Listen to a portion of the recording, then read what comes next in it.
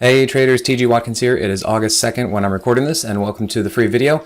So this market continues to melt down, and that's okay because I just had a webinar on Wednesday about my zero DTE, so day trading with options basically.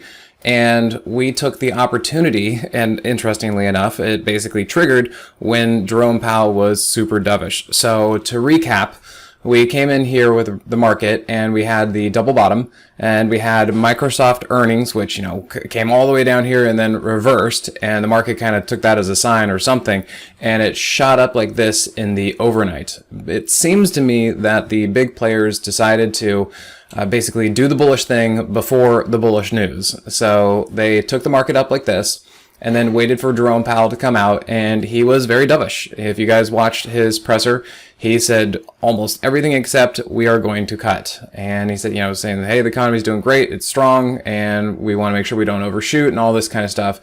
And, the market tried to push up a little bit more, but it was already very extended for the day. And also what I was noticing, and this is where the Moxie indicator really comes into play, right here. Now, you all may not know about the indicator and what I show, but what I'm trying to tell you is that here's the zero line, and here's the Moxie indicator very much below the zero line. So that's telling us that energy and momentum is negative. So what is price doing up when energy and momentum is negative? It shouldn't be there. That's not right. It's not the proper setup. And it's what I call an inverse trampoline move. So after the FOMC, we open up on Thursday with another move up like this. And I'm just thinking, I don't think this is going to hold. I don't think this is going to last. We're probably going to get a pullback. And so sure enough, right after my webinar talking about the zero DTE day trading and all that, I take a day trade with that and did great. It was a perfect entry. We got everybody in it from the Moxie room into the central room, and we take this thing down basically to my target.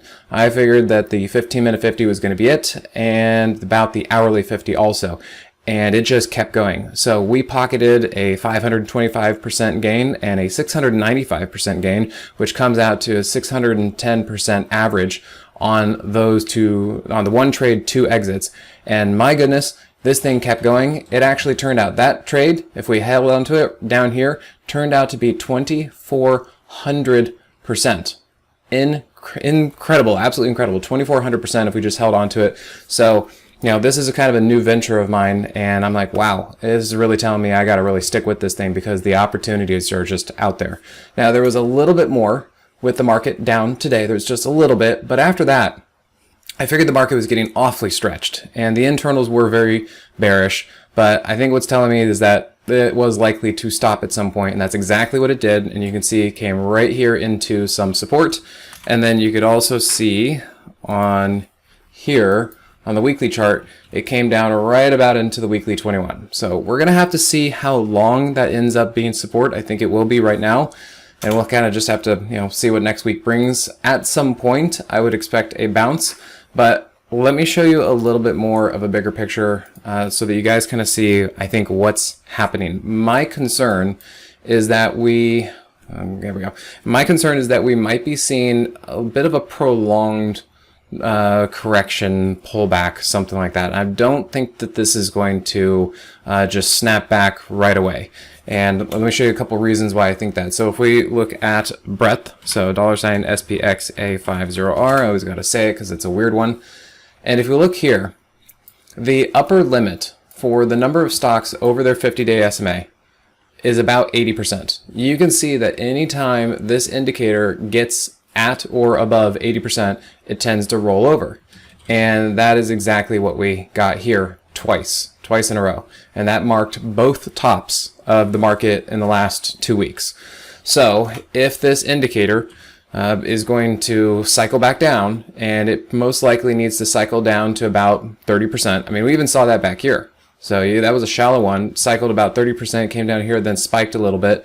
If we need to come all the way back down to 30% or less, it says to me, I think we've got a little bit more, or we've got more downside to go before this thing actually is able to kind of wash everything out and start over again. The other thing is if we look at the put call ratio, and you can see here if we look at the last time that the market had kind of a correction, the put call ratio was very, very low like this, and we're seeing the same thing here. And if this is going to have to make its way back up to 1, it's got some work to do. So that's kind of my thought, is that I think we've got more room to go for a longer period of time on the downside. And of course, it's not going to happen all at once. I do think that at this point, we have probably reached an area where I'm going to start looking for a fairly good bounce. And we got the bounce into the FOMC, but now that we're down here, I'm going to see if sometime next week we can actually start getting a move to the upside.